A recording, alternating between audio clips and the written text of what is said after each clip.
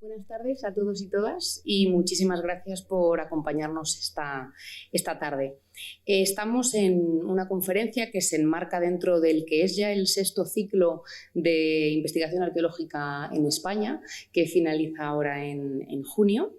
Y bueno, tenemos hoy una conferencia muy especial porque su ponente, Jaime Vives Ferrandis Sánchez, nos va a comentar en primicia, digamos, unos estudios que ha realizado en torno a la necrópolis ibérica del Maset del Pedralbino, en Llíria, Valencia.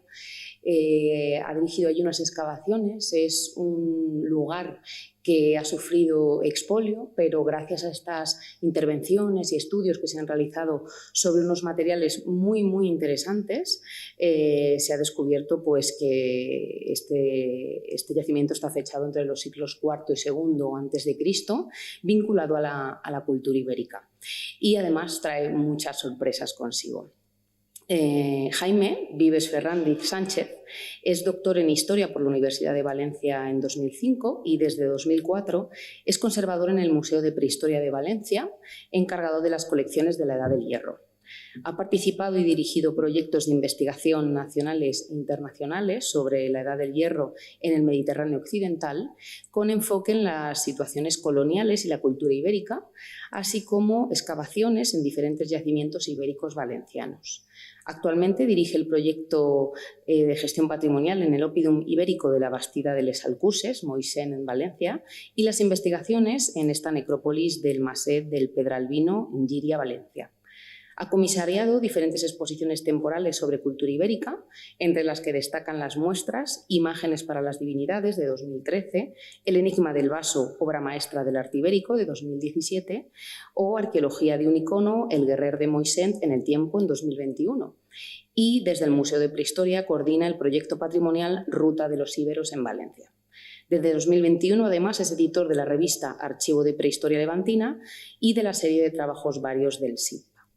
Como tenemos muchas ganas de conocer todo lo relativo a este interesante yacimiento, te doy la palabra y te agradezco muchísimo que hayas elegido esta conferencia en el Museo Arqueológico Nacional para comentarnos en primicia todo lo que tiene que aportar. Muchas gracias, Susana.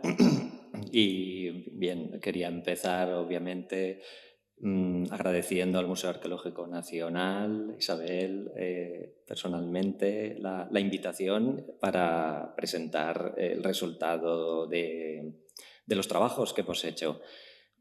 También agradecer a la Fundación Palar que haya posibilitado también pues, el desplazamiento.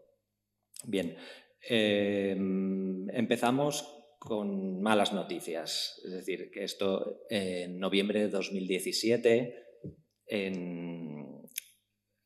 recibimos noticias de la afección de un yacimiento en el término municipal de Llíria. Recibimos noticias en el Museo de Prehistoria donde trabajo, que es un museo provincial, y pues bueno, las autoridades patrimoniales nos informan de esta afección doble, una afección por transformación agraria a partir de una solicitud de cambio de arbolado y cuando las máquinas paraban, máquinas como esas que ven a la izquierda en la imagen, cuando las máquinas paraban entraban los expoliadores.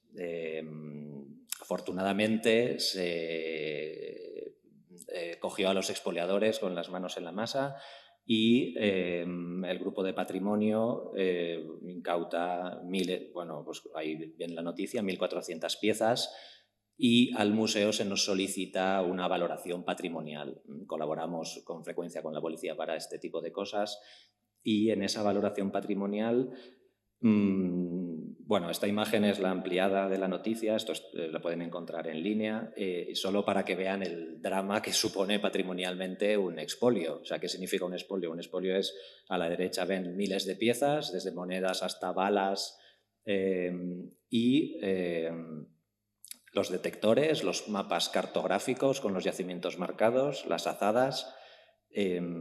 Y bueno, y esta es la situación de muchas zonas del país en la que pues, los yacimientos están azotados por el expolio. Bien, entre esas piezas nos llama la atención esto, que se tiene catalogado como una pieza romana quizás, pero reconocemos pues un bozal de caballo de bronce que por lo que sabemos en el ámbito mediterráneo, es posible que esté vinculado a una tumba de caballo. Entonces, esto se sitúa en torno al siglo IV a.C. y bueno, suscita nuestro interés, porque una pieza así en el ámbito ibérico, valenciano, pues requería cierta atención. Entonces, la Consellería designa al museo a nosotros nos designa como directores científicos para evaluar también los daños. Nos personamos en el lugar y lo que vemos es esto, que es una destrucción absoluta. Ahí ven las máquinas que han visto previamente, esto es lo que habían hecho. El terreno estaba bancalado con árboles de secano y se pretendía pasar al naranjo, y eso comportaba la regularización de hectáreas y hectáreas de manera impresionante. Y entre esos montones de tierra, pues pasan yacimientos. Es decir, ahora verán un poco más en detalle. Hay una zona que llama la atención porque vemos estas manchas de cenizas, un examen detallado, huesos cremados, y todo apunta a que objetos de época ibérica, de edad del hierro, y bueno, todo apuntaba a que estábamos ante una necrópolis. Esos son los restos de las tumbas de cremación. Esto, unido a la pista que nos había dado ese bozal de caballo, pues hacía mucho más interesante aún el intervenir en el lugar. Quédense dejo a un lado ahora aparcado el bozal de caballo, lo retomaremos más adelante, pero digamos que es el gran protagonista de esta historia. Volveré sobre ello. Se destruyen varios yacimientos. Esto es una fotografía desde lo alto de una de las colinas con las que se habían acumulado tierra, sedimentos, y ahí tienen en gris, en aquella zona de la izquierda, una villa de época romana, y en todo este sector, marcado en rojo, época ibérica. Afortunadamente, las máquinas habían transitado respetando las mínimas cotas de nivel, y mezclas de la época ibérica hacia la romana o viceversa no se habían producido. Se habían desplazado materiales, pero siempre en estos dos sectores. Nuestro interés recayó en los restos de época ibérica, y ahí están marcados con una flecha, la de la derecha, estructuras, muros, a los que luego me referiré, y la flecha de la izquierda señala la situación de las tumbas de cremación que he señalado antes, y ahí ven la escala humana que indica el nivel de destrucción del lugar, ¿no? Aquí brevemente una secuencia de 3 fotografías para que vean también la escala de la destrucción. Esto es en 2015 los yacimientos. Ahí tienen los bancales, las terrazas de cultivo con algarrobos sobre todo. 2018, esto es la actuación de destrucción. Ahí ya se ven las montañas de tierra que han visto en las imágenes precedentes, y la resolución de Consellería fue reservar una zona que es en la que intervenimos. Eso es lo que se ve en 2019. Nosotros ya habíamos empezado a intervenir. Parte de la excavación era cuando la destrucción estaba aún sin realizar sin hacer esta plantación. Ahí ven ese polígono central, lo voy a marcar aquí. El polígono central, esto es una reserva arqueológica donde se delimita la plantación de naranjos, que tiene lugar, no sé si se ven los surcos donde se plantan los naranjos alrededor. Entonces, esto es una reserva que existe actualmente, es un yacimiento protegido, y es donde hemos intervenido.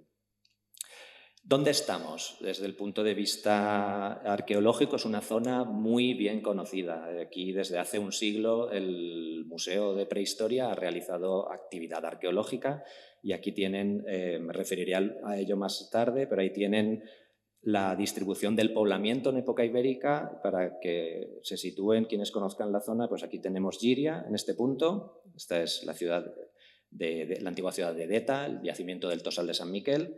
Yacimientos conocidos de la bibliografía, el Puntal dels Llops, aquí, en las estribaciones de la Sierra Calderona, Castellet de Bernabé, un poquito más hacia el oeste, La Seña, la Monravana. Pues bien, en todo este entorno es donde está el punto rojo, es donde está situado este yacimiento. Aquí en detalle, pues cotas bajas, rodeado de pequeñas elevaciones, y aquí tienen ya cuando la plantación se había hecho, esto es una imagen del yacimiento, aquí están los naranjos ya plantados, esto es donde estaba la destrucción que antes han visto, pero quiero que vean pues, el entorno que está pues, delimitado por pequeñas colinas, y algunas de ellas, esta en concreto, esta que estoy señalando a la izquierda, alberga un fortín, una atalaya que es una categoría de asentamiento muy bien reconocida en el territorio, que se llama el Castellar de Casinos. También me referiré más tarde porque es importante para entender las dinámicas de población de la zona. Bien, nuestras excavaciones desde el SIP del museo se han producido entre 2018 y 2021. Ahí tienen el polígono de reserva con un esquema de los dos sectores en los que hemos intervenido. Sector 2, la zona de tumbas. Sector 3, una zona de hábitat, un pequeño asentamiento rural. Y el sector 1, al sur, que estoy señalando aquí, es la zona con los restos romanos donde no hemos intervenido, porque nos hemos centrado en investigar este periodo. Bien, el sector 2, que es la zona de tumbas. Aquí tenemos la planimetría con la indicación de las tumbas numeradas. Hay 17, 16 son tumbas de cremación con personas y una que está aquí, al sur, separada unos metros de la última tumba de cremación. Pues esa tumba es una inhumación de caballo. La señalo aquí en la planimetría.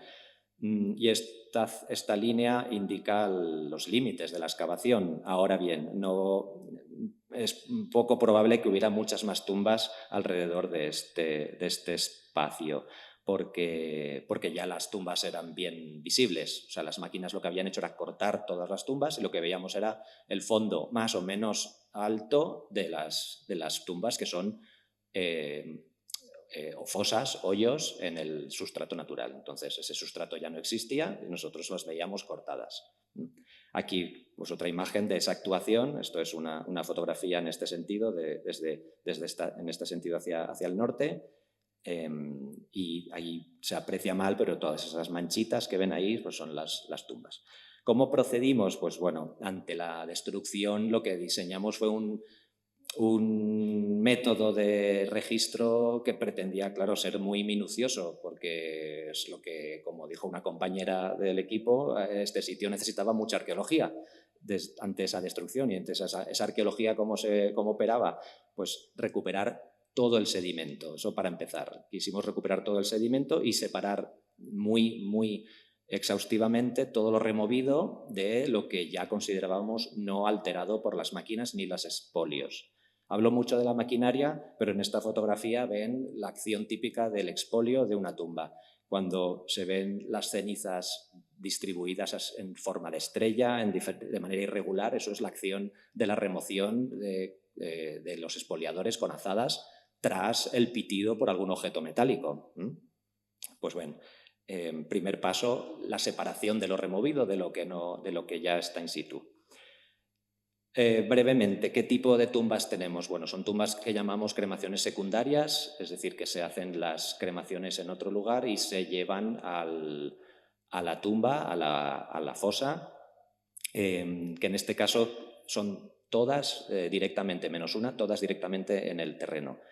Ahí tienen en la fotografía de la parte superior, pues la mancha evidente, una vez excavada ya la tumba. Esto que ven no son piedras que conforman la estructura de la tumba, es la costra natural del terreno que adquiere esa forma en todo este sector de la costa oriente, de todo este sector geográfico. Y otro tipo de tumbas, eso pasa en 3 sitios, que aquí tienen un ejemplo en la parte inferior, son tumbas bien localizadas en un punto y arrastradas, por eso tiene esta morfología alargada. Eso al principio nos sorprendió mucho. Ahí todo ese surco estaba lleno de cenizas y no entendíamos bien qué estaba pasando. Y eso es el efecto de otro tipo de maquinaria que no tiene que ver con esta destrucción de 2017, sino que es una máquina de desfonde que había actuado previamente, años 90 o años 80, y que lleva una uña y que puede entrar medio metro o más, y eso es lo que en un recorrido de ida y vuelta ha ido alterando algunos restos arqueológicos. Por suerte era muy claro dónde empezaba el arrastre y dónde acababa. Entonces, aunque tengan esta morfología, sí que hemos podido aislar y es coherente todo el estudio de esos restos. Aquí señalo una, que es la tumba 2, que llamamos, pero aquí arriba tienen otra, por ejemplo, la 14, con un arrastre muy largo. Y una tumba tiene la oquedad, la fosa, y una tinaja. La tinaja es del tipo conocidísimo en el ámbito en el que estamos, de época ibérica, siglos III-II, con decoración geométrica y vegetal. Pero es el único caso, el resto son cremaciones directamente en el terreno. Y ahí ven también cómo ha sido seccionada por las máquinas en la fotografía. La parte superior que se ha reconstruido con el dibujo estaba desplazada unos centímetros. Bueno, la antropología, ¿qué nos dice sobre estas personas? Pues ahí se han podido determinar algo más de la mitad de tumbas en cuanto a sexo. Y ahí tenemos las indicaciones de mujeres y varones. Y en la edad casi todos son adultos, algunos indeterminados, pero muchos en lo que en las franjas de antropología se denominan adultos jóvenes, en la franja de los 20 a los 40 años.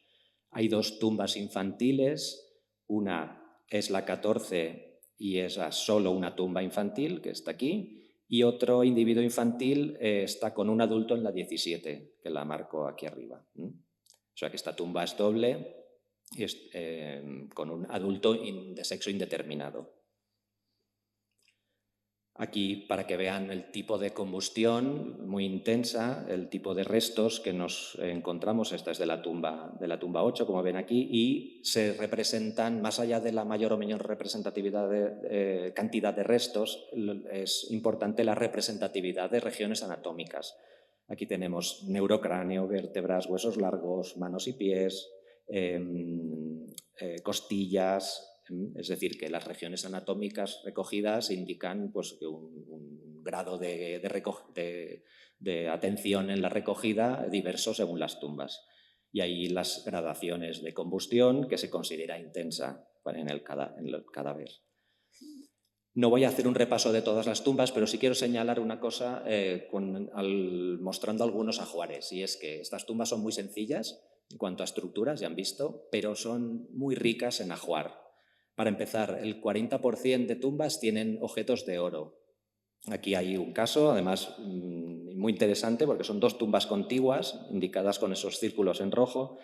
Una es de varón, una de mujer, y en ambas había una arracada con cierres diferentes, como ven ahí.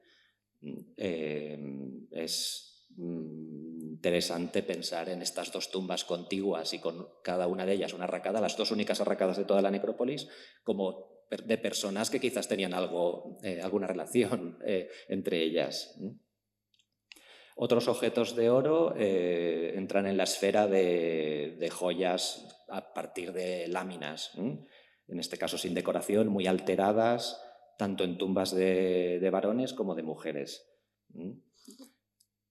Y lo que ha sido una sorpresa ha sido detectar en 3 de las tumbas esto que ven aquí, que son hilos, láminas, hilos finísimos hechos a partir de láminas de medio milímetro, ven ahí la anchura, medio milímetro de ancho, con torsión, que se vinculan a textiles.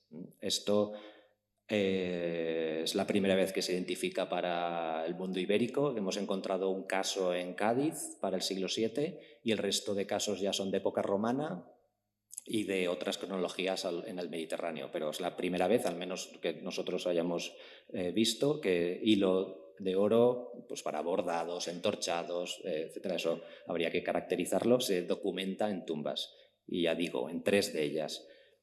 Está la tumba 10 de una mujer adulta, es la que más hilos tenía, se documentaron algo más de 100 fragmentos de hilo, con 3 tipos de acabados, seguramente por su posición en diferentes lugares. Torsionados en S, todos, extremos plegados y doblados. Aquí tienen otro ejemplo de este tipo de, pues bueno, de restos que, pues bueno, que hay que empezar a mirar.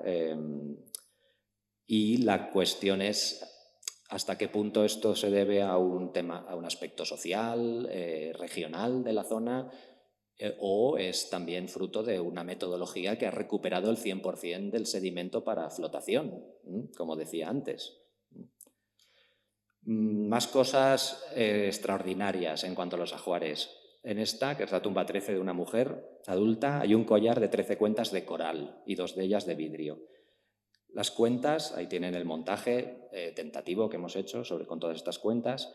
Las cuentas tienen un patrón con líneas finas, rectas y onduladas que no son propias, eso lo hemos visto, se ha consultado a especialistas, no son propias de materias como el hueso, el marfil o la concha. Y al compararlas con fragmentos de corales actuales, ahí tienen diferentes fragmentos de la costa valenciana y catalana, pues nos ha llevado a concluir que estamos ante coral trabajado para hacer cuentas.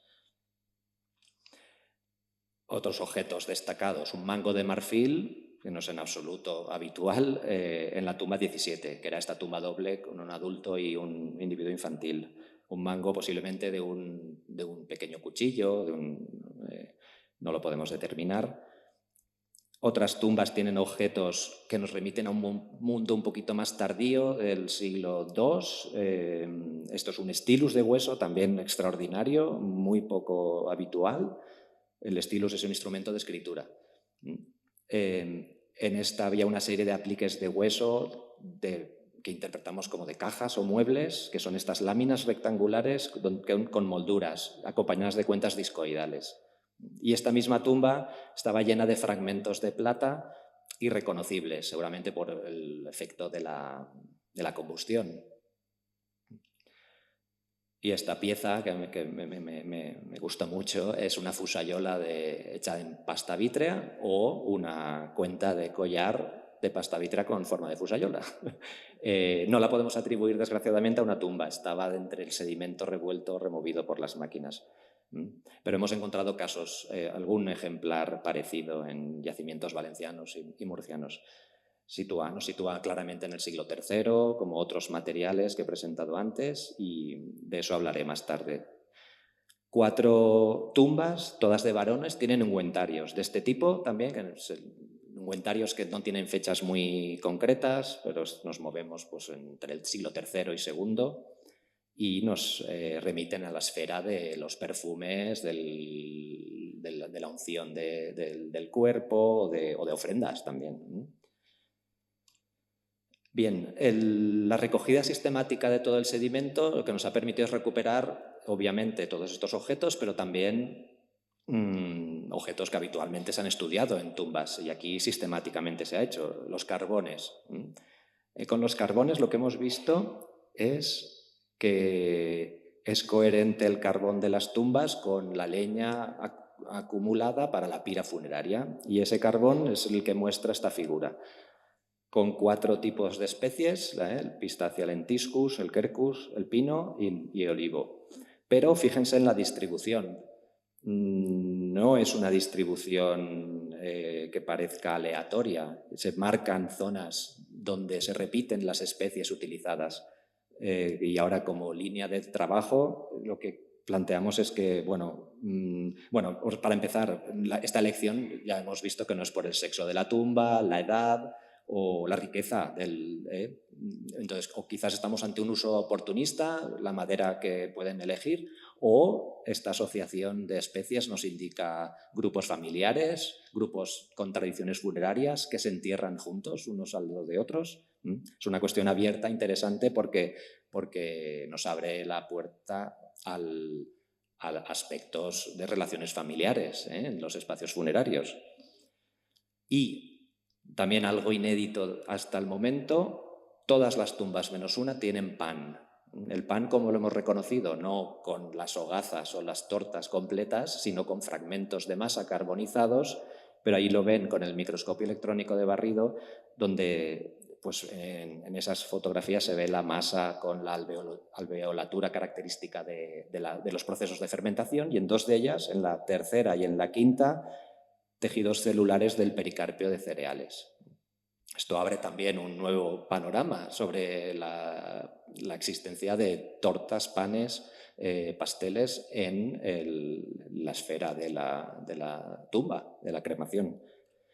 Bien, a 4 metros apenas de la última tumba, como tienen aquí, se sitúa la del caballo, que identificamos primero a partir de... Bueno, eso fue encontrar una aguja en un pajar, para empezar, porque bueno, ya han visto las fotografías con la destrucción del yacimiento, pero nos fijamos en la presencia de huesos sueltos que habían removido los expoliadores. Y aquí ven, he indicado la forma de la fosa rectangular del caballo para que la vean mejor, y 3 agujeros, uno más pequeño y uno más grande, 2, de la acción de los expoliadores en la tumba. En la siguiente fotografía lo ven más claramente en el proceso de excavación. Ya vamos definiendo algunas partes anatómicas. Ven aquí, estas son las patas delanteras del caballo, aquí viene el cuello y aquí está la cabeza. Pero había alteración en 3 sitios por la acción de expolio. Esa alteración, afortunadamente, no había llegado al fondo de la fosa. Ahora verán. Bueno, esta es la fotografía que ilustra la conferencia, ya la han visto, pero aquí se ve bueno, pues la disposición del caballo en la fosa y vuelvo a recordar la posición de la localización de las fosas donde los expoliadores habían extraído objetos. Y cortando también extremidades, cabeza y extremidades anteriores y posteriores. Bien, afortunadamente no se quedaron cosas in situ. Aquí están marcadas con esta flecha, al lado del vientre, una serie de objetos de hierro que extraímos en bloque, y aquí en la parte trasera del cráneo otro objeto de hierro.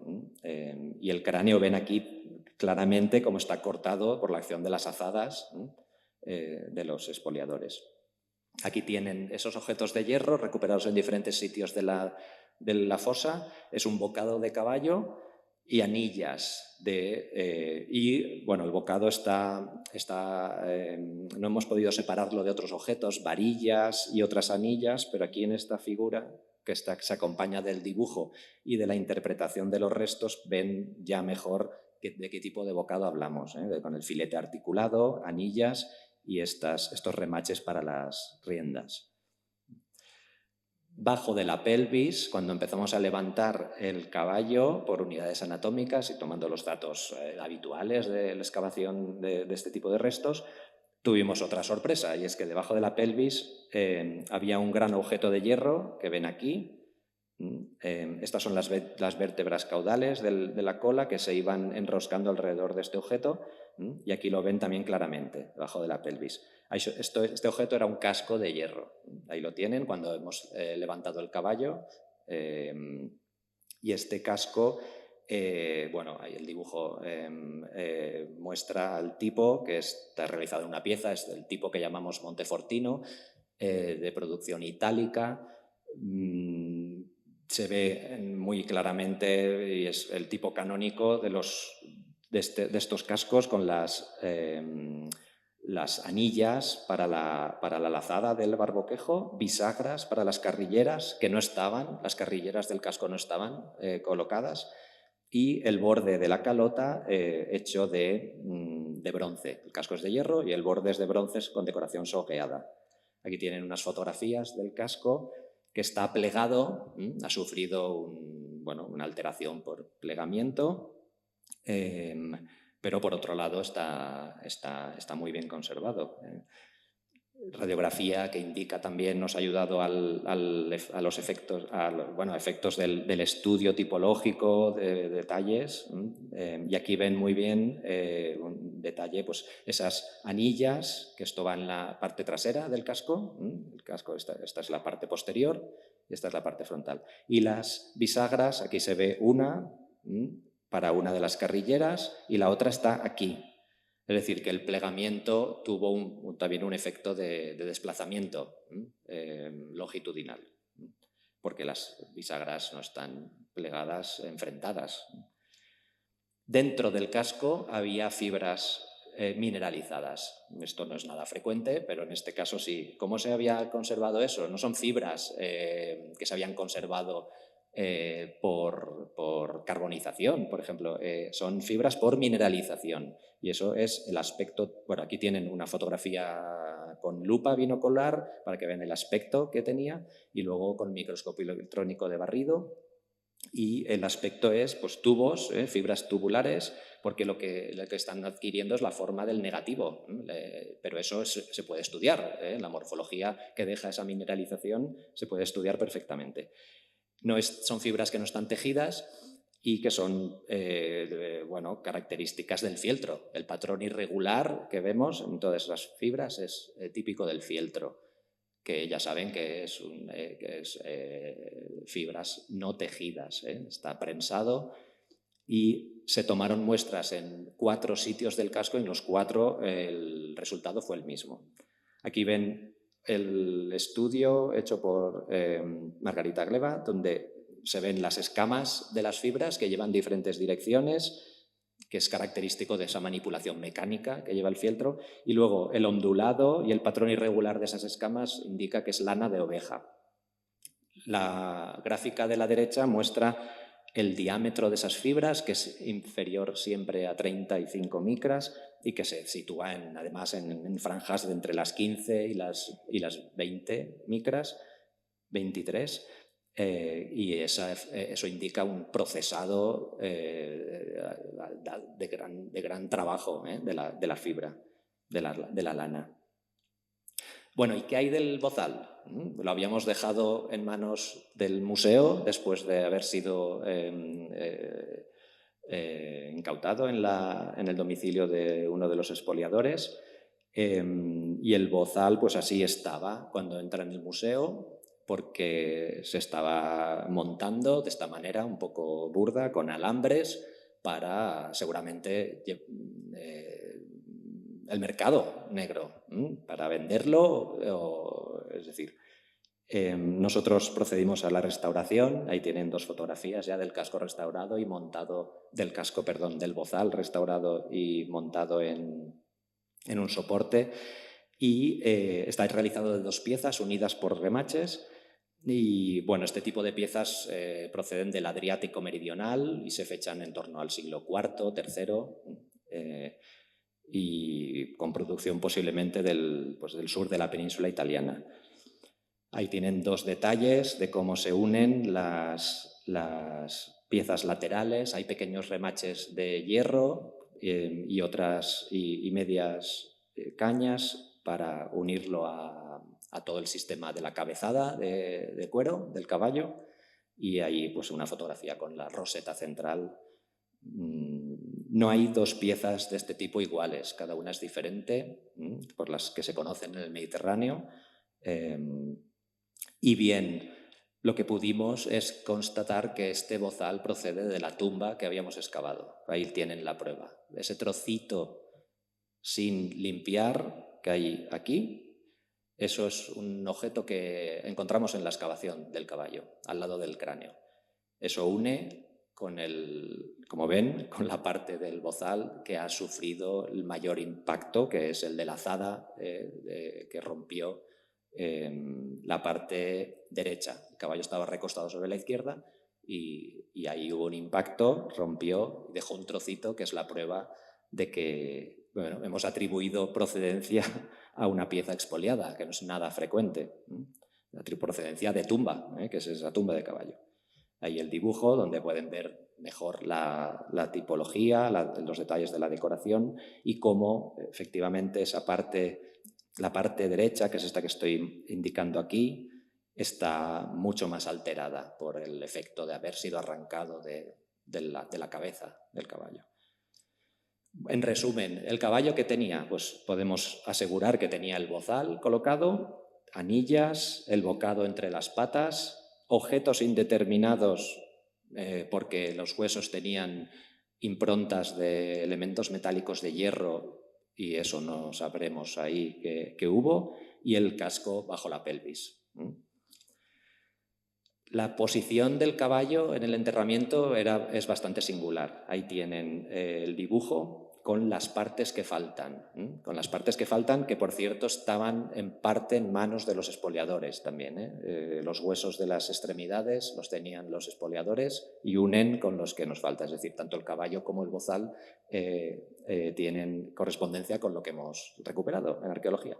Entonces está recostado sobre la parte izquierda y se ha buscado un espacio natural en la roca con una fisura donde se ha colocado el cuello y la cabeza, como ven aquí.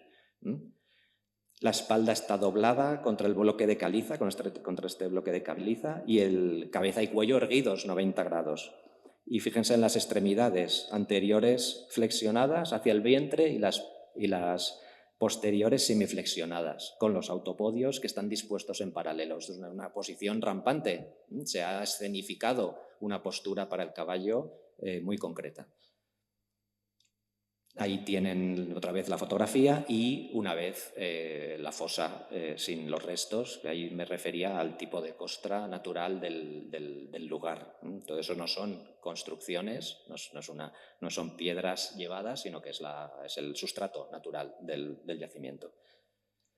Bien, aquí tienen un esquema donde se identifica los huesos localizados in situ, los desplazados en superficie que hemos podido atribuir y los que estaban en manos de los expoliadores. No hay duda, todos los que estaban desplazados por las máquinas y los que estaban en los domicilios de los expoliadores pertenecen a este animal. También se indican las adherencias metálicas a las que me refería antes y todos los huesos que tienen marcas de visceración. Ahora lo explicaré, son las costillas. En resumen, esto es un macho, por eso me refiero como caballo. Calculamos que de unos 7-9 años y con una alzada media a la cruz de 134 centímetros, que entra dentro de la horquilla de medidas de caballos para estos momentos. No hemos identificado marcas de sacrificio, pero sí que hay marcas antróficas, que son las que se muestran en las fotografías, con filo metálico en la superficie ventral de las costillas y son de visceración, es decir, para evitar la generación de gases y la putrefacción del caballo se visceró porque había que hacer una preparación del cadáver, ahora lo veremos. Hay incisiones largas en sentido longitudinal, incisiones cortas y profundas y incisiones oblicuas, paralelas o de raspado de fondo plano, todo compatible con esos trabajos de visceración. Hemos visto por dos líneas de evidencia que hubo una descomposición cadavérica en medio aerobio. ¿Esto qué significa? Pues que el caballo no se cubrió de tierra durante un buen plazo de tiempo. Dos evidencias. Primero, hay agentes que actuaron sobre el cadáver, agentes necrófagos, que son insectos de los de Rhemestidae, que hacen estos orificios que están indicados ahí en las fotografías, orificios circulares con un diámetro pues de 8 o 10 milímetros. Y esto actúa en cadáveres expuestos a la intemperie o que están muy poco cubiertos. Y como el ciclo de las larvas es de unos 3 meses, podemos concluir que el cadáver no se cubrió o no se cubrió totalmente con sedimento. Pero es que además la desarticulación de las conexiones articulares apunta también en este sentido. Por un lado, en la zona de la pelvis, del fémur, la rótula, esas extremidades se desarticularon en un medio que no estaba cubierto, porque si no, no hubieran tenido esa desarticulación que ven ahí. Son además unidades que reciben mucha carga biomecánica en vida y que tardan mucho en desarticularse, y por lo tanto apunta a lo mismo. No se cubrió de sedimento durante un tiempo. Esto son datos que que nos llevan a pensar pues, que hay una actividad ritual en torno al caballo en la tumba, cuando estuvo depositado. Hemos realizado análisis de isótopos para determinar dieta, movilidad, y aquí lo que hemos visto es que, por un lado, los valores de los isótopos en colágeno se han tomado en la dentina y en los huesos. Eso nos ha permitido, y es lo que se ve en la gráfica de la izquierda. Eso lo que nos ha marcado es diferente dieta según los años de vida, porque la dentina y el hueso han marcado patrones diferentes. Es decir, que según los años de vida del caballo tuvo una alimentación diferencial. Y esto pasa con otro caballo, porque aquí en estas gráficas no solo se reflejan los datos del caballo de la tumba a la que he mostrado, sino 7 caballos más, porque de la zona, de yacimientos ibéricos de la zona, que queríamos analizar también para comparar los datos del caballo, del Maset del Pedralbino. Entonces, eso pasa en otro más, que es un equido, el 4, que procede del Castellet de Bernabé, yacimiento bien conocido, de Llíria también. Bueno, pues ese patrón de dieta diferencial en 2 momentos de vida lo hemos visto en 2 caballos. Y luego, por otro lado, en la derecha se muestra la dieta que se concluye que sería a base de vegetales C3 cultivados con manejo agrícola. Hemos hecho también análisis de isótopos de oxígeno. Esto indica patrones de movilidad, porque se parte del hecho de que el oxígeno del carbonato procede del agua bebida y hay cartografía, digamos, con valores del agua meteórica en la península ibérica que indica gradientes diferentes según la altitud, la distancia a la costa. Entonces, los datos de estos 8 équidos indican que la procedencia es diversa. Todos estos 8 équidos recuperados en yacimientos distantes muy pocos kilómetros unos de otros y en un par de siglos de cronología tienen procedencia diversa, pero que además es alejada de los yacimientos en los que se recuperaron. Entonces, ¿a dónde apunta esto? Que también es una información que hemos cruzado con otros estudios que no me da tiempo a explicar aquí, como los del estroncio, es que sin duda existen áreas de cría de caballos y esos caballos se mueven entre zonas y por lo tanto no son específicamente del espacio donde se han encontrado. Hay patologías en el caballo, hay 2 a las que me referiré muy rápido, una por déficit de nutrientes posiblemente en el aparato oral, la de arriba, y luego en el esqueleto axial por osificación de tejidos blandos. Pero me quería detener más en esta, que es que en el esqueleto apendicular, en la hemipelvis izquierda, está esto que está marcado aquí, y aquí ven en detalle. Es una protuberancia ósea de forma ovoide y el estudio del equipo de veterinarios con el que hemos trabajado nos ha indicado 3 posibles diagnósticos: un tumor benigno, una enfermedad parasitaria y un hematoma. Y esta tercera opción es la que quizás puede tener más posibilidades de diagnóstico. Y es que esto podría ser debido a un traumatismo por el impacto de un objeto punzante. En ningún caso estoy diciendo que eso fuera la causa de la muerte, eso no lo hemos podido determinar. Esto es un traumatismo que curó en vida, pero esa es la posición del impacto que ven ahí en el esquema que hemos puesto a la izquierda y es muy compatible con eventos bélicos, conflictos, y que nos abre también una posibilidad de estudio porque hasta ahora no se había reconocido este tipo de traumatismos. Bien, en la tumba del caballo que he presentado no es única. Conocemos otros casos más o menos conocidos a lo largo de la bibliografía de las últimas décadas. Quizás, la referencia obligada es estos hallazgos en Lleida, en la necrópolis de la Pedrera, donde hallazgos de finales de los 50, con noticias confusas, pero hay caballos enterrados con bozal y armas, entre ellas un casco de otro tipo, un casco de hierro, pero de otro tipo, pero un bozal. Y otros caballos del entorno, en este caso de la zona de Castellón, de la costa, es este de la Regenta, o estos recientemente publicados de Torre la Sal.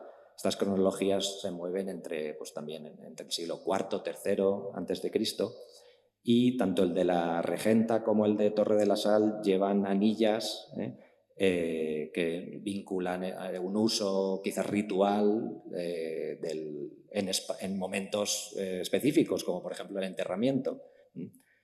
O bien estas anillas, estos ronzales, o bien el bozal, pero aquí estamos en un ámbito en el que los caballos se acompañan de cosas especiales. El sector 3, brevemente, aquí vuelvo a señalar la distancia, es apenas unos 30 metros de las tumbas. Tenemos un sector, aquí ven las circunstancias de la excavación, otra vez, esta fotografía está tomada desde lo alto de uno de estos montículos espectaculares. Y allí tenemos un sector de hábitat, un pequeño asentamiento rural, muy mal conocido hasta hace pocos años, pero que empieza a verse por actuaciones pues que revelan que el espacio rural está diseminado de pequeños asentamientos, casas de trabajo, espacios especializados. Aquí había un molino, digo, por la caracterización concreta de qué tipo de hábitat es este. Pues aquí hay un molino desplazado unos metros por las máquinas, pero que atribuimos a este lugar. Los espacios no se han podido reconstruir en su totalidad, se definen zonas con más o menos intensidad de construcciones, pero el análisis de la cerámica, que es lo que más abunda, nos indica pues, un repertorio característico del mundo ibérico de los siglos IV II, de esta zona, del entorno del Camp de Túria, y ciertas variaciones en la funcionalidad de los espacios según la cerámica. Ahí tenemos el almacenamiento y la despensa comparada con los objetos de vajilla o de cocina. Y además había actividad metalúrgica en uno de los espacios, es decir, que son asentamientos vinculados con la producción también, el consumo, obviamente, y una fotografía del estado de conservación para que vean hasta qué niveles teníamos conservados en estos espacios. Pero precisamente de este espacio proceden unos restos perinatales no cremados. Es decir, que aunque el grado de destrucción es el que han visto, vemos cosas coherentes con lo conocido en el entorno, y es que los individuos perinatales se entierran, se inhuman en espacios de hábitat. Y aquí pues, tenemos la evidencia de restos de este tipo. Y luego otro hecho ritual lo identificamos en estas dos fosas con ánforas. Esto está en este espacio aquí central, difícil de interpretar, pero quizás un espacio abierto, y allí hay alineadas dos ánforas de tipo ibérico en fosas y nada más. Entonces, esto está sin duda por debajo del nivel de circulación. Son fosas que no eran visibles, enterradas, es decir, que no es un almacén de ánforas, el suelo está por encima. Y lo vinculamos a acciones rituales con casos similares, aunque hay diferencias, en el entorno valenciano. Todos costeros, por cierto, y todos del siglo III-II. Ya sea con ánforas itálicas, ahí vemos fosas solo con una ánfora de tipo itálico, o con ánforas púnico-lusitanas o centromediterráneas, como el caso que ven aquí de la alquería de Sant Andreu, que está en Gandía. Estas acciones rituales no se han descrito en detalle hasta ahora, pero bueno, hemos abierto esta línea de trabajo también, pues que en los espacios de hábitat pues hay acciones rituales que tienen que ver quizás con la fertilidad o con... aquí es significativo también que todas las fosas con ánforas las hemos identificado con ánforas importadas. En cambio, el asentamiento de interior tiene ánforas ibéricas. Bien, esto aquí ven la horquilla con la que nos movemos para defender que tanto la necrópolis como el hábitat son de los siglos IV-II a.C. Por un lado, dataciones radiocarbónicas en el caballo, que es la que ven arriba, y en un pan, un trozo de pan de la tumba 10, que nos marcan el siglo IV-III, sin duda. Y luego la fecha inferior, marcada por estos objetos tipo el stylus, las plaquitas de hueso decoradas que están en el mundo del siglo II, con muchos paralelos en el mundo itálico, o esta moneda de Arce, que tiene una fecha del 185-130. Bien, eso en cuanto a la fecha numérica, pero en cuanto al tiempo, en realidad estamos en un mundo que no podemos considerar ibérico final aún. Esto es el mundo ibérico edetano, y a yo dedicaré los últimos minutos de la presentación. Ese mundo ibérico edetano, como decía, está bien reconocido por la actividad de campo casi centenaria por parte de diversos proyectos de investigación, y ahí tienen la propuesta de organización territorial con diferentes categorías de asentamiento.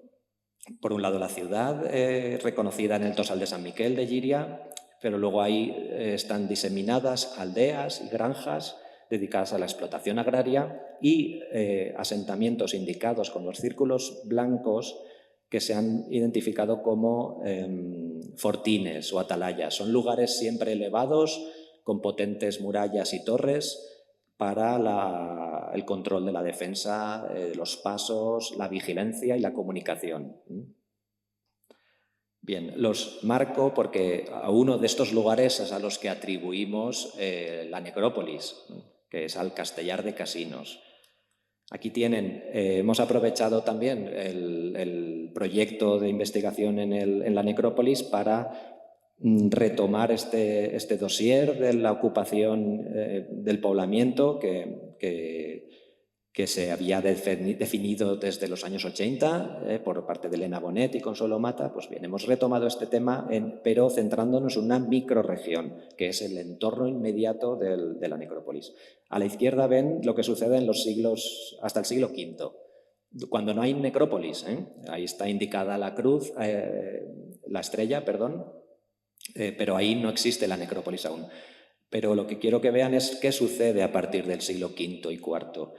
Hay más asentamientos, no corresponden a los precedentes, y estos asentamientos tienen innovaciones importantes, potentes, sistemas defensivos, murallas, torres, y son los indicados en blanco. Y son los encargados de regir las relaciones en esta microrregión, en este entorno.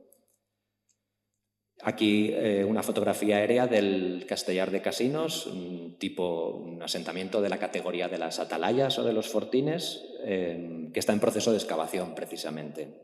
Aún no se ha publicado nada del lugar, pero es al que atribuimos, digamos, la categoría social de los ajuares que hemos visto y del tipo de objetos. Las vinculamos con estos asentamientos, que son élites dispersas en el territorio. Es decir, que esto es un modelo de poblamiento donde las élites no están circunscritas solo a la ciudad, sino que están en el territorio. Y esto es muy claro. Lo que estamos viendo aquí son estos ajuares en una pequeña necrópolis rural, pero destacada en cuanto a su escala social. Un ejemplo de estudio con el SIG para que vean la integración intensa de la gente que vivía en esta microrregión. Ahí se enmarcan estas orlas, indican los espacios de acción, de desplazamiento desde los puntos indicados en amarillo a 30 minutos a la izquierda y a 60 minutos a la derecha. Lo que se ve es que en un brevísimo espacio de tiempo hay una conexión entre diversos asentamientos y mucha oportunidad para la interacción social en esta zona. Y la necrópolis situada justo aquí, en medio, a ver si la señalo, aquí está. El Castellar de Casinos es el punto marcado con el 3, por cercanía es a la que la vinculamos, y esto, si ampliamos la escala, voy a volver atrás, esto está en un sitio de paso entre la zona del Camp de Túria y la cubeta de Casinos, que da acceso ya hacia la serranía, que es la zona montañosa occidental. Entonces, el lugar está ubicado en una zona de paso, de mucha frecuentación. Y afortunadamente conocemos bastante bien qué pasaba con estas élites del ámbito edetano. Y eso, el repertorio del Tossal de Sant Miquel de Llíria es magnífico en este sentido. Y aquí ven ahora que hemos repasado tumbas de un caballo, de gente que tiene cascos, que hay tejidos con hilo de oro, pues aquí vemos esas imágenes. Aquí tienen piezas publicadas, bien conocidas en la bibliografía, caballos con personas que llevan flores, donde se indican los bocados de manera muy ostentosa, o caballos que son compañeros de estos guerreros, que además ostentan un casco. Fíjense en este dibujo donde se refleja el caballo y el casco, que es lo que hemos visto en la tumba. No lo he dicho, pero en la tumba del caballo no había ningún resto humano. O sea que ese casco está indicando otra cosa. Está indicando una relación de la persona que lo llevó con el caballo, pero no es la tumba de una persona. Y aquí la esfera de las mujeres, donde ahora, pues con esos textiles con hilos de oro, pues yo personalmente veo de otra manera estos vestidos tan ostentosos, reflejados en la cerámica edetana. Bueno, yo soy portavoz de 27 personas que han sido las que han llevado a cabo los estudios que he explicado aquí. Ahí los tienen con todas las especialidades, las instituciones a las que pertenecen. Muchos de ellos se dedican a la arqueología preventiva, otros investigadores independientes. Y acabo con esto porque la arqueología no deja de ser un trabajo en equipo, es algo que siempre me gusta remarcar. Y con ese equipo cierro y recordando pues, una situación dramática con la que empezamos, pero que con arqueología hemos podido recuperar información. Gracias por la atención. Damos paso a las preguntas para todos aquellos y aquellas que quieran preguntar. Yo, si me lo permitís, voy a hacerte 2 preguntas ya de inicio. La primera, el saber qué analíticas habéis utilizado para conocer el sexo tanto del caballo, que sea macho, y para los humanos. Y la segunda, cómo habéis localizado estas fibras que habéis identificado con fieltro, si existen más muestras de fieltro en la península ibérica. Pues empiezo por la segunda. Yo no conozco identificación de fieltro arqueológico. Se menciona en las fuentes, es algo que se suponía, pero lo hemos buscado. Yo creo que es la primera identificación de fieltro con restos. No sé si... creo que sí, es la primera. Y con la identificación del sexo del caballo y de las personas, bueno, las personas es el trabajo antropológico impresionante de recuperar las evidencias que se ha hecho, digo, por lo que comentábamos antes de la conferencia sobre hacer estudios ciegos sin saber los equipos que tenemos, eso se ha hecho sin saber las ajuares, la identificación, y eso es cuestión del equipo de antropología que ha identificado a partir de algunos restos significativos pues el sexo en los que se ha podido, que es algo más del 50%. El resto son indeterminados. Y el caballo ya en excavación sabíamos que era macho por los colmillos, pero luego se ha determinado también por genética. Y en genética se ha definido también que no es un híbrido, no es burdégano, mulo, es Equus caballus. En el Museo Arqueológico Nacional, en Protohistoria, en el departamento, tenemos un proyecto de investigación relacionado con la tejeduría protohistórica. Entonces sí que buscamos muchísima información en relación a los tejidos, también en área ibérica. Y por eso te preguntaba lo del fieltro, porque yo no conocía ninguna referencia a esto. O sea que es la primera muestra de fieltro arqueológico de la Edad del Hierro que se encuentra en la península ibérica. Interesante, Jaime, muchas gracias. A mí me han hecho aquí un listado de preguntas, pero no lo voy a plantear. Simplemente un par de cuestiones. A nivel de territorio, ¿cómo funciona este conjunto del Castellar de Casinos, ¿no? Maset, este conjunto Hábitat Necrópolis en relación con Tosal de Sant Miquel de Llíria, ¿no? Que es como la referencia, ¿no? de ciudad, ¿no? en estas cronologías? ¿Tenéis una intuición de cómo funciona este pequeño conjunto, microterritorio en relación con Llíria? Y con respecto a todo lo que nos has comentado, que me suena todo son ajuares como muy femeninos, ¿no? Los tejidos, los perfumes, las cajas, los adornos, las joyas. Concretamente el pan me ha llamado la atención, esa presencia de pan, ¿no? En todas las tumbas. ¿Cómo la interpretáis? ¿Son ofrendas, son banquetes? En fin, interesantísimo, ¿eh? el hallazgo. ¿La publicación pronto? La publicación, sí. Yo quisiera haber venido con el libro bajo el brazo, pero no, este año sale la publicación y por eso he podido presentar ya todos los resultados. En realidad es la presentación de los resultados que saldrá en la publicación y alguno más que no me ha dado tiempo. Entonces, sobre el territorio... es coherente todo esto con lo que ya se había visto, con lo que sucede, por ejemplo, con la atalaya del Fortín del Puntal dels Jocs, ¿no? Lo que esas élites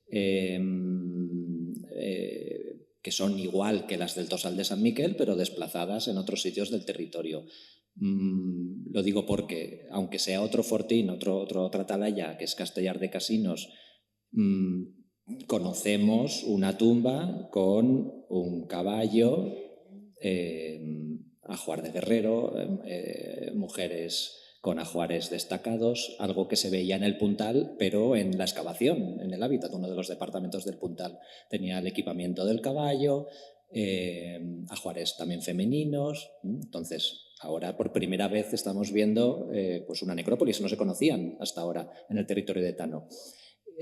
La relación es esa, es decir, que no dejan de ser élites edetanas, y al menos como lo veo yo, es decir, que no son muy diferentes de las de la ciudad, no son muy diferentes de las de Edeta.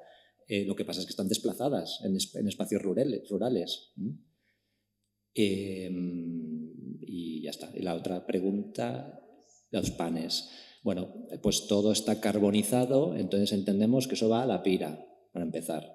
Empezamos ahora a reconocer eso y a ver, pero bueno, va con la cremación. Es decir, en la pira se colocan cosas, igual que hay objetos cremados. No sabemos si hay panes no quemados, claro. Eso con otros objetos sí que se puede ver, pero aquí vemos los carbonizados. Pero abre un campo, claro, nuevo, de ofrendas que, podíamos entender que se estaban haciendo, pero... Y luego el equipo, yo soy portavoz de lo que han hecho Carmen Chulbi, Yolanda Carrión y Guillem Pérez. El equipo está reconociendo más pan en otros sitios y empiezan a haber diferencias en el tamizado de las harinas. Es decir, hay muestras más limpias y otras menos limpias en cuanto al salvado, etc. Entonces, el campo es, enorme el que se abre. Sí, o de diferentes tipos de tabanes o de diferentes tipos de tamizado y de tratamiento de la harina. Estos entran dentro de las más limpias. Está muy limpia esta harina, porque no se ven lo que han visto en otros sitios, y eso es su trabajo en curso, pero no han visto esos restos de salvado, trozos de cereal, etc. Esto está muy limpio. Bueno, Jaime, tenías razón, merecía la pena echar la tarde viendo esto. Un yacimiento aparentemente poco prometedor y le habéis sacado un jugo extraordinario. Así que según iba pensando yo en cosas sobre el caballo, me las ibas respondiendo, de manera que me has proporcionado una tarde muy, muy agradable y te felicito por el trabajo que habéis hecho, Pilar y todo el mundo. Eso lo primero. Sí, hay cosas que me han llamado mucho la atención. La elevada tasa de identificación sexual que habéis conseguido, porque en los últimos años, si pasas del 20% de identificación de sexo en cremaciones tan hechas polvo como estas y con tan pocos gramos, ya es inhabitual, ¿no? Sacan trozos de coxal o trozos que permitan identificar sexo con precisión, es una cifra muy elevada, al 50%. Va muy bien.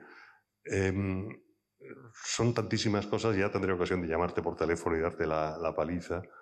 El casco, el bocado y la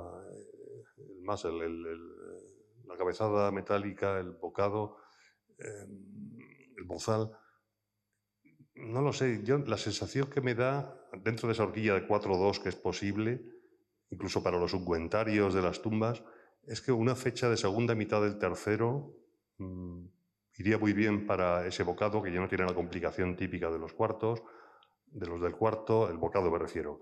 El bozal sí puede ser del cuarto, pero esas piezas duran muchísimo, puede ser tercero perfectamente, y el casco es extraordinario, porque los de bronce ya son raros, pero de bronce con el reborde inferior en moldura, de hierro con reborde inferior en moldura de bronce es extraordinario.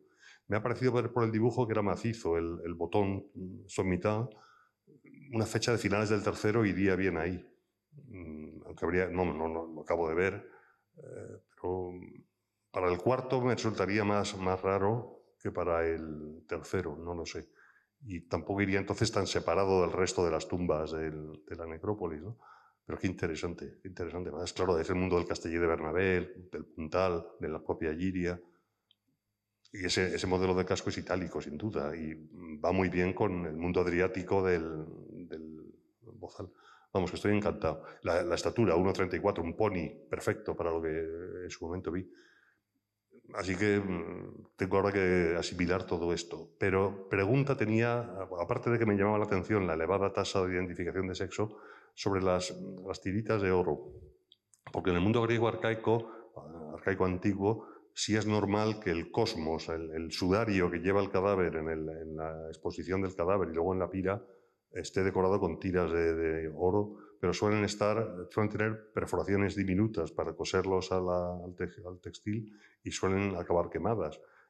Aquí la plata está quemada, está deformada, el oro tiene una temperatura de fusión más alta, pero hay restos de que eso puede haber estado fijado a un textil. Hay orificios, porque no me ha parecido verlos, en las laminitas de metal, como para estar cosidos a una tela, y tienen signos de haber estado sujetos a la pira, al igual que la plata, por ejemplo.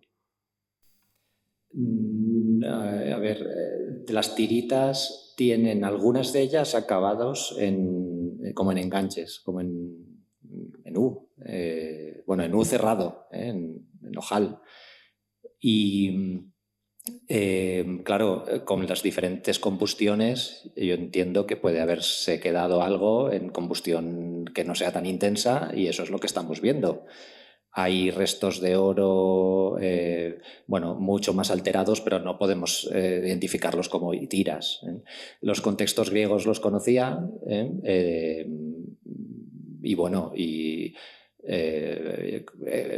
nos ha abierto también más preguntas que certezas. Con la cronología del casco estoy de acuerdo. Yo creo que, no sé si final del tercero, pero en el tercero pues tranquilamente nos podemos mover con esa tumba, el tercero. Cuarto, pues tenemos alguna ánfora púnica por la zona, hay alguna ática, son tumbas sin importaciones áticas, como habéis visto. Por eso mantengo el cuarto como límite, pero sí. Lo que comentabais del fieltro, es bien conocido que todos los cascos llevaban un recubrimiento interior. Fieltro no, pero es que no recuerdo ahora qué material era. En el pecio catalán de Sant Vicent, ¿no? Sí, Cala Sant Vicens. El Cala Sant Vicens tiene es fibra vegetal. Un esparto o algo parecido. Sí. Pero efectivamente no es fieltro. No es Pero fieltro.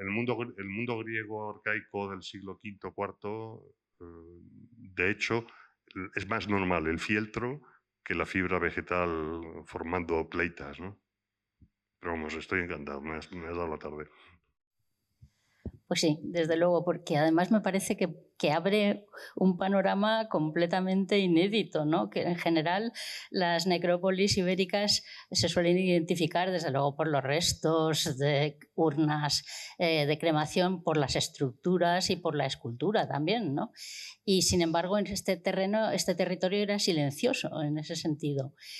Pero es que las características de la necrópolis da la impresión de que es que puede haber muchísimo más que esté permaneciendo bajo tierra con esa discreción, ¿no?, de las estructuras. Pero yo te quería preguntar por las estructuras, porque parece que hay un subsuelo calizo que sirve de suelo, ¿no?, de asentamiento. Yo quería preguntarte también, hombre, la máquina ha roto mucha piedra, pero si habéis conseguido localizar estructuras que completaran el foso de las tumbas o que sirvieran de cubierta. Y si esto, bueno, pues yo creo que puede plantear la existencia de muchísimas necrópolis asociadas a este mundo rural dependiente de una ciudad, pero habitado por gentes que tienen una serie de categorías de granjas, aldeas y fortines, etcétera. Y si eso podría desencadenar pues nuevos proyectos de investigación donde en vez de llegar detrás de los detectores de metales, pues a lo mejor los detectores de metales los llevarán los arqueólogos, ¿no?, y fueran en este tipo de obras que no sé si necesitan o no un seguimiento arqueológico porque destruyen tanto como cualquier otra, ¿no? Sí, gracias, Teresa. A ver, aquí hay un tema de invisibilidad de este tipo de estructuras, y ahora yo creo que podemos entender algunas cosas, ¿cómo es que no habíamos visto aún ese mundo de Tano, con el mundo funerario de Tano? Deben ser estructuras muy sencillas, riquísimas en ajuar, pero muy sencillas. Entonces, piedras, te puedes imaginar que hemos visto por todas partes, movidas por las máquinas, pero no, vamos, no podría identificar nada con claridad en relación a las tumbas. Y bueno, y claro, luego viendo lo que tenemos aquí, lo que hemos visto y las noticias de cosas que podrían ser similares, pues es que yo creo que el modelo edetano es uno de donde cada uno de estos asentamientos tendría una necrópolis de este tipo, porque hay 2 urnas publicadas en las laderas de la Monravana, por ejemplo, también muy sencillitas, siglo IV. Luego Chelo y Elena en algunas prospecciones veían algunas manchas. Hay alguna crátera de columnas, son piezas extraordinarias para encontrarlas en un campo. Entonces, pues eso, deben estar, pero ahora, pues claro, la primera reconocida. Y sobre la situación administrativa, pues sí, es un problema porque un expediente de cambio de arbolado no conllevó, por diversos motivos, no conllevó un seguimiento. Pero ahí hay, pues hay responsabilidades, hay un juicio también al expolio que está fijado para el año que viene, o sea que todo eso aún está abierto. Gracias por la intervención, que me ha parecido muy interesante. Yo, como entusiasta del mundo ibérico, y he visitado algunos de los asentamientos y demás que ha mencionado, me ha llamado la atención especialmente el tema del stilum, ¿no?, del instrumento de hueso, creo que ha dicho. Estaba tomando muchas notas y lo he visto, creo recordar, bastante quebrado y demás. O sea, con seguridad. Estaba in situ en tumba, entendido, ¿verdad? No estaba removido, no estaba fuera. Formaba parte de un ajuar, ¿no? Y mi pregunta es la siguiente. ¿Seguro es un stilum? ¿Puede ser una aguja de pelo, una acus crinalis en latín? Si es un stilum, nos puede hacer pensar, y esto a lo mejor ya forma parte un poco de lo que cada uno se pueda imaginar, que esta gente utilizara, ¿no?, para su lengua que conocemos en epigrafía levantina, pero que no está descifrada, utilizarían las tabula cerata de los romanos o algo similar, o tablillas en las que poder escribir, que de momento no se han conservado, claro. Gracias. Gracias.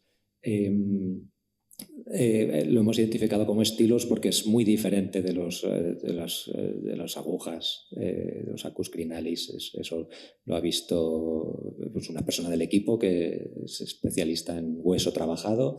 Hay una pieza igual en el tosal de San Miquel, una pieza igual, con la cabeza esférica en el extremo y la punta con un resalte moldurado, y así lo hemos identificado como stilus. Entonces esto nos remite a un mundo ya un poquito más tardío, estamos en el siglo II, contactos itálicos y bueno, pues un panorama, pero ya se conocen en yacimientos de la zona este tipo.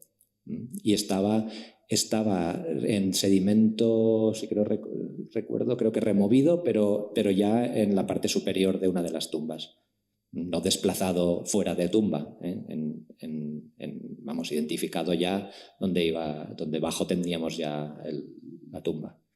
Pues si no hay más preguntas, volverte a dar las gracias por esta interesante conferencia, que nos has descubierto un yacimiento con muchísimas novedades para el mundo ibérico, y gracias a todos por acudir esta tarde a la charla. Y bueno, en este caso nos hemos visto la película y ahora esperamos leer el libro pronto. Muchas gracias. Muchas gracias a todos. Gracias.